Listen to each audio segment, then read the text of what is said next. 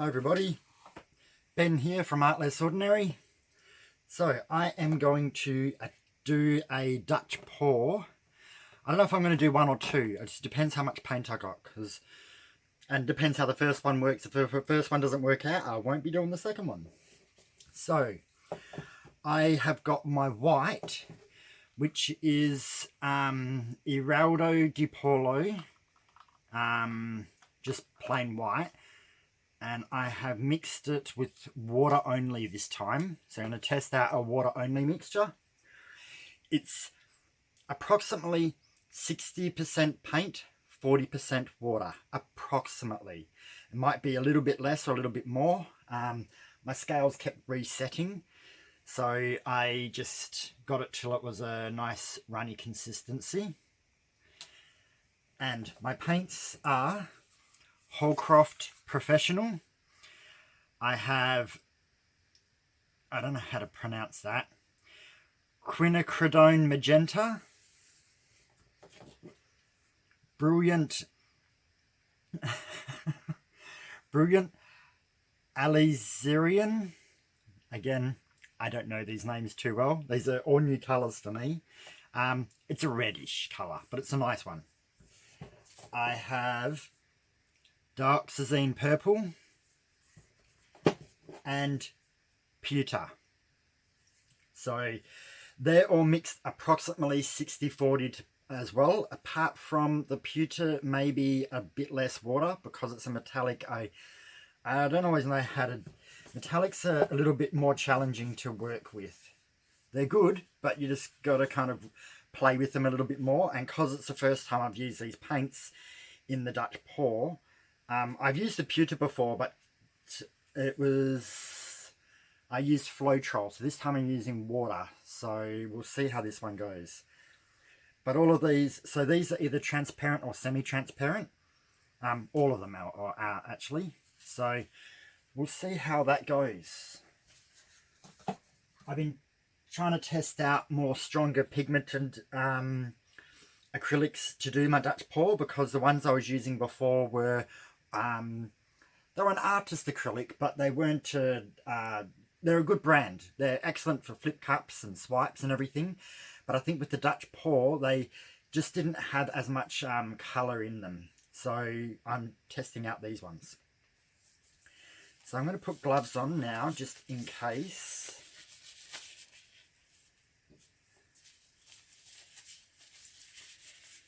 And we will get started. So I'm not sure how these colours are all going to work together. I know the purple and the magenta one will work quite well. I don't know about the red. It's just I'm just going to play around and see how it goes. So a little bit of something fell on there.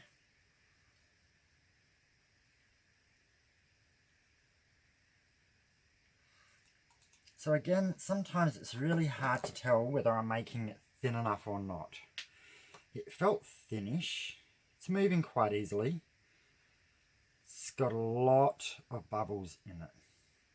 So I'm just going to spread it around a little bit. Actually, I might just cover the canvas and then I'll torch. So I'm just going to tilt it to cover the canvas.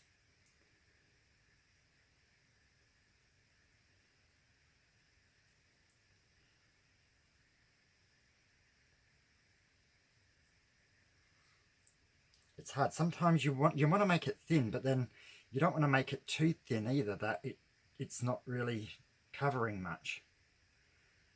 So sometimes it's not always as easy to work out.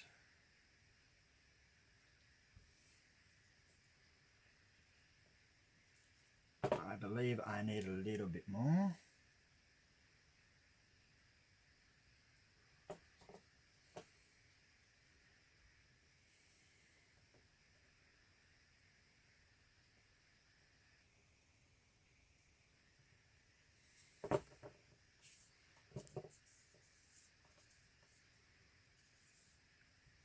And these canvases are, so the package says 20 centimeters by 20 centimeters.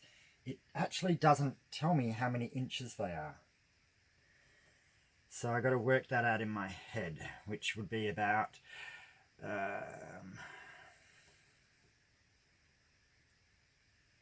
I'm actually not sure. I'll work it out in a second. I'm actually really good at maths, but for some reason I've been getting mind blanks. So it will be 2, 4, I think it's 8 by 8.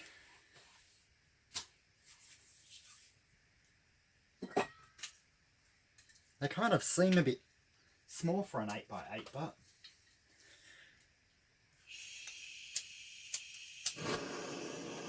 I'm just going to torch these bubbles out.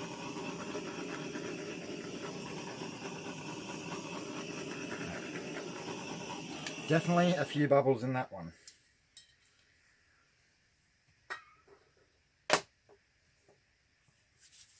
So, now, always give everything an extra stir, especially your metallic, before you use it. Metallic's going to go closer to the top. I think I might do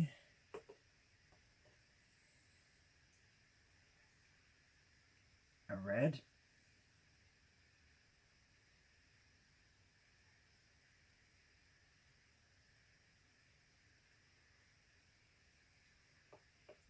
So it is a little bit heavier than the white, so maybe I could have made the white a bit more fluid.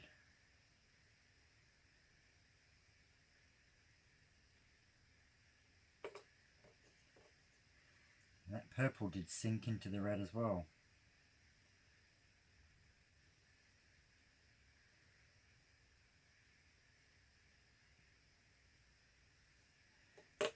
So the magenta didn't sink, but the purple did.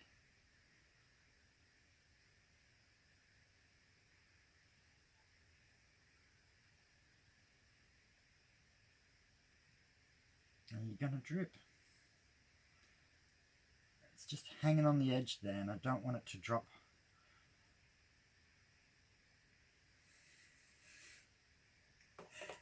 If I didn't do that, it would make a mess for me. So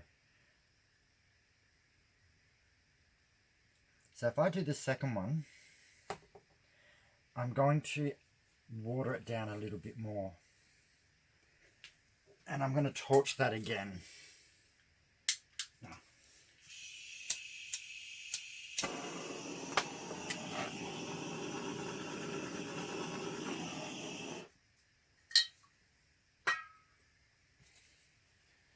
Now, I got a feeling this hairdryer is going to be a little bit powerful for a canvas this size, but we will see.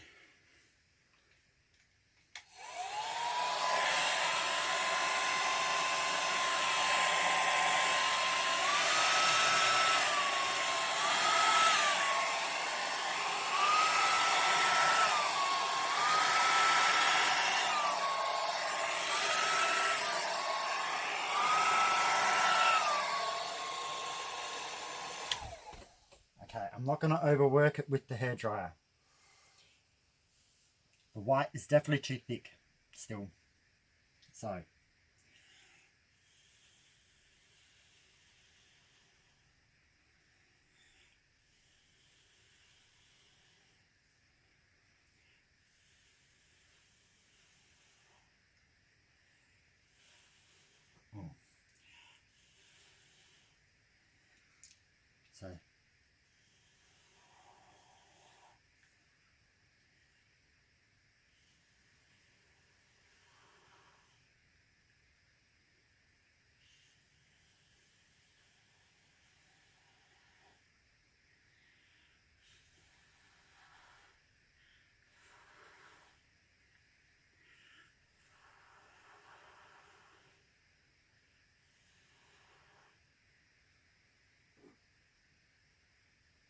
I'm liking the colours.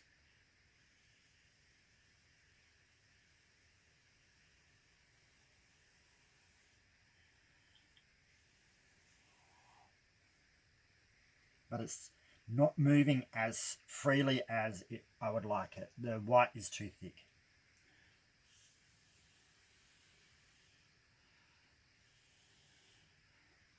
So I'm not going to do too much more blowing because I'm just going to muddy it up.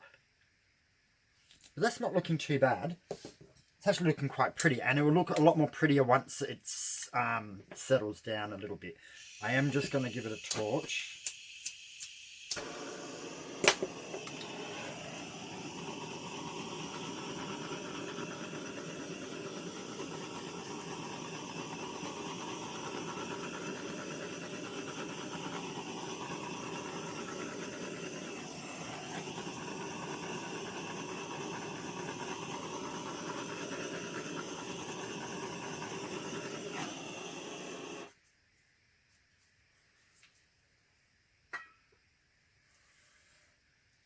Cool. So that's looking alright. I got a feeling the metallic could even be slightly heavy as well. So I'm going to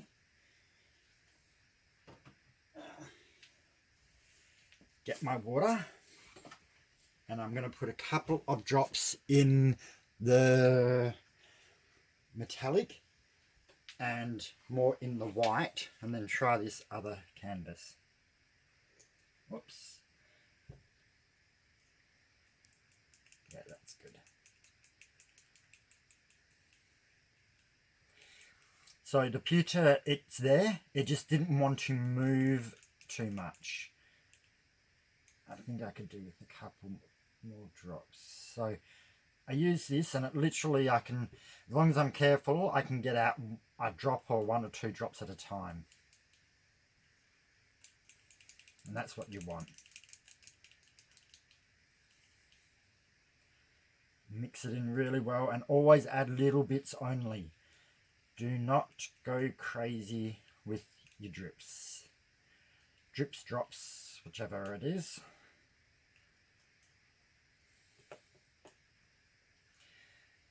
And the white.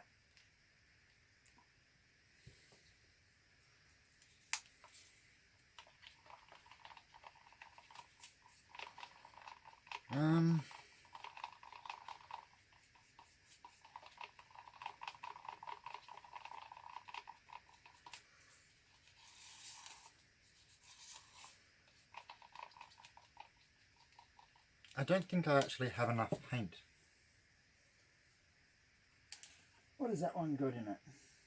No, that's got pouring medium. So I'll have to do it this way, but I'm going to have to, again,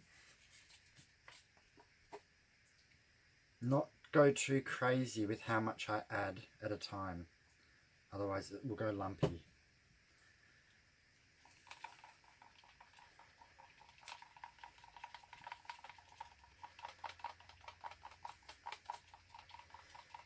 So this is the main thing.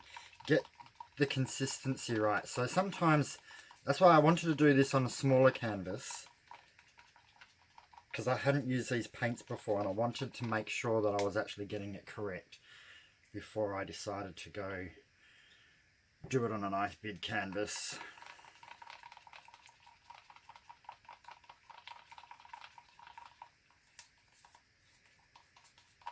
Whenever I've done, most of the time when I do Dutch pours, I've actually used Floetrol, but I'm trying this water and paint mix only to see how this goes. I think I need a bit more.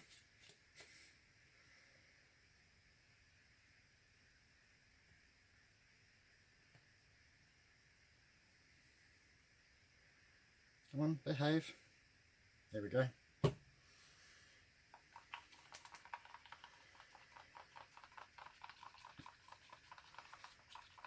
So yeah, that's looking good, and it will settle in more, but I think the white just prevented it from flowing over the canvas as easily as I would have preferred. And so if it doesn't go over the canvas as easy, then you have to blow it more, and the more you blow it, the more muddy you're going to make it.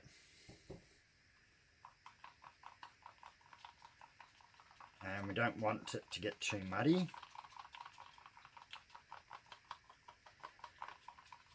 So a lot of that red, there's bits and pieces of red, but a lot of that red kind of disappeared a little bit. And the purple actually has come out quite strong. But that dioxazine purple. It is a strong purple. It's not shy in any way. Okay, sorry about all this mixing it up. Just want to make sure that I had enough paint.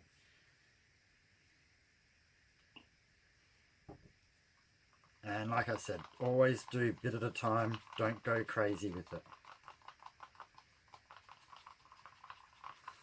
Okay, that should be much better.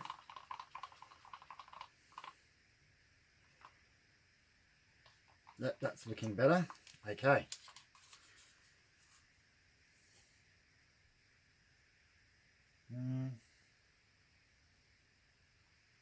Still seems thick. That's why I like the Floetrol. I find the Floetrol makes it run more.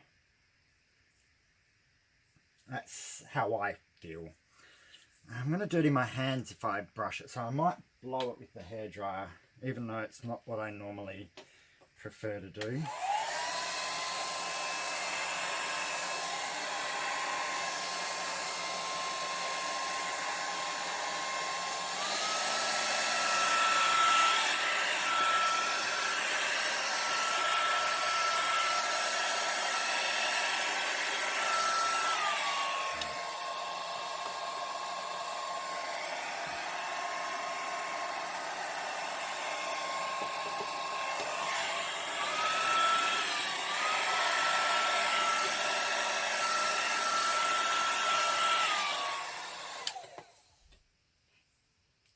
So it is still thick.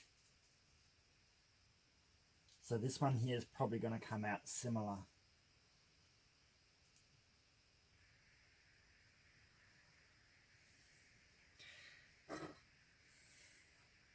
They still come out pretty. That's the thing. It's not that because the paint's a little bit too thick that they're ruined or anything. It's just it doesn't flow as easy as you would like it to.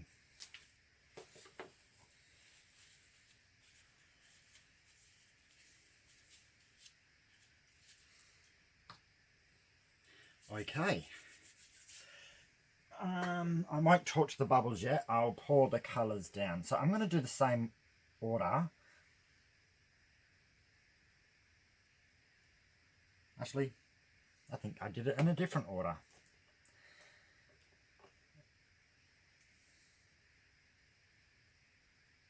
Yeah. So the white is swallowing up the paint a little bit, which just tells me that the white's thick.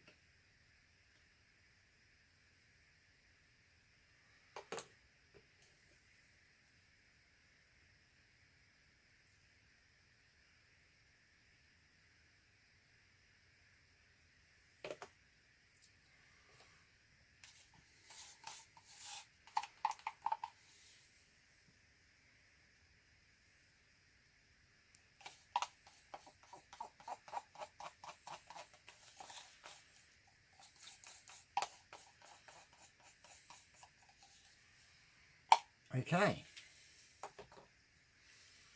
But this is the fun. You got to experiment. When you see people that have all these beautiful, like people that have been doing it a long time and they do all these fantastic Dutch pours, they are so used to, usually, they're so used to the brand of paint that they're using that they know how it works. If you ever get a new brand of paint, practice, because that's the only way you're gonna learn how that paint works. So for me, this is a practice to see how these paints worked. But I feel if I'm going to do a practice, I might as well record it, because why not? Might as well see how it goes, and also it helps me learn. So I can go back and watch this video and I can go, that's where I went wrong, that's where I went right. And it's the best way to actually learn how you're doing it, is sometimes record what you actually are doing, especially when you do an experiment. So here we go.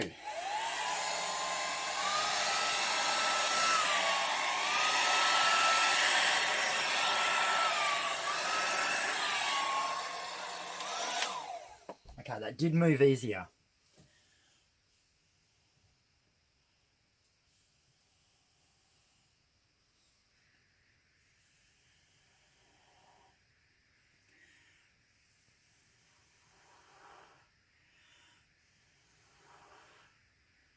What I'm more trying to do is blow some of the white that's still covering it off.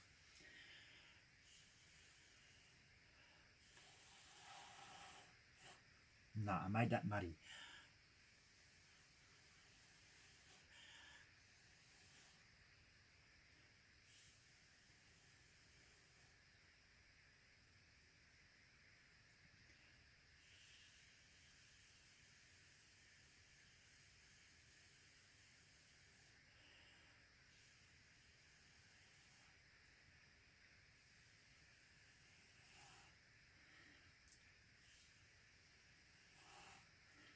So I've got a lot of paint on here, on this one, and it has muddied up a little bit.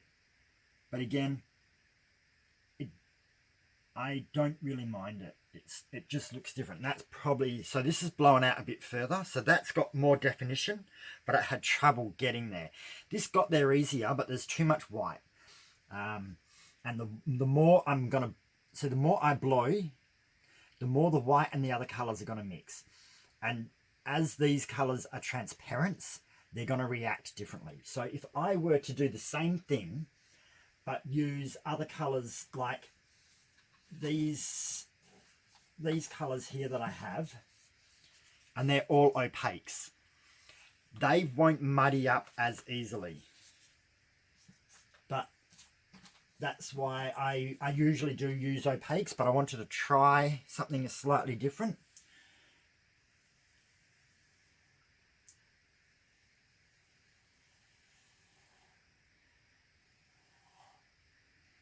So there is stronger color, but it's underneath the white.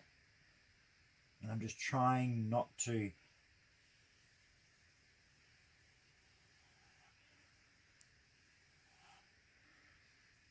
overdo it. And I think the more I'm going to blow, the more I'm going to overdo it. So that's going to be it. Oops. So we'll give this one a torch.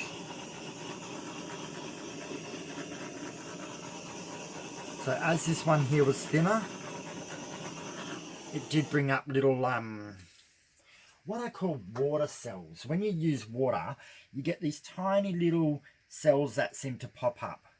I don't get that I get different types of cells when I use Floetrol. But when I use water, I get what I call water cells. They're quite cool. I do like the look of them. But again, I'm going to practice a little bit more with the white. I'm going to see if I can make it a little bit more runnier. I may even add some Floetrol to it. So a little bit of Floetrol and then water, just to see if I can get it a little bit more moving. So as you can see with like here, it was trying to, but as you were blowing it, these colors were kind of going into it, and the white was kind of stopping it from pushing. So that's what happens when it's too thick. It stops the paint's trying to push through it, but it's not. So then it ends up pushing up underneath it and then getting under the white. When you want it to flow over it easily, so then that's where you get those really nice, cool pieces that people do. But I don't mind these. I don't mind most of my work. There's only a few times I go, that is completely horrible, I'm going to scrap it, and I scrape all the paint off. But these here will dry quite nice. They will suit a certain spot, and they may change as they dry. So that's the other thing. Sometimes wait and see how things dry. I really would like this to be a little bit more off to the side slightly. I don't think I want to, but I think I am definitely going to mess it up if I do. And there's also pewter in these. So as that pewter dries, these will get nice shiny streaks through them. Even this one is pewter through here, here, a whole bunch there, and through this bit. So don't always stress about it. Yeah, it's weird. I feel like the white isn't as thick where like I want it to stick onto the sides better, but then it just didn't want to move, and that's where I prefer Floetrol. So, I mean, it could also be the brand of paint. Each brand will do different. So, we will see how it dries. That will be my test, how it looks in the tomorrow, where it should be relatively dry. Depending on your climate, it's winter here, so it might be dry tomorrow, it might not be. But that's it. So tonight's Dutch pour using Eraldo de Paulo white. So I may even try this with a different brand white and see if that actually wants to move or behave a little bit more better. This white may just not like to be Dutch poured as easily. So that's another thing. Just test it out and see. But I do love these colours. I liked these colours quite a lot. So I do want to work with them again. I'm going to get the camera. Oops, what am I stepping on? I'm going to get the camera and bring it down for a closer look. Oh my goodness, where does the time go? I thought this was a quick video. So there's number 1, which didn't want to move as easy, but the colours are a bit more stronger. And this is number 2, where it moved easier, but the colours have washed into the white a little bit more. So we'll come down for a close-up. So as you can see, it is pretty. And this light doesn't show off. The white is a white.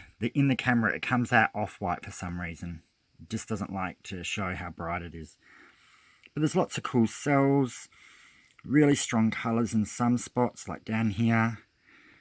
Look how beautiful these colours are when they're nice and deep. That's why you don't want it mixing with the white so much. But yeah, you can see where it just started having trouble over here pushing against the white. And really cool. Now, sorry, come over to this one. And we'll come in a bit closer. Focus camera.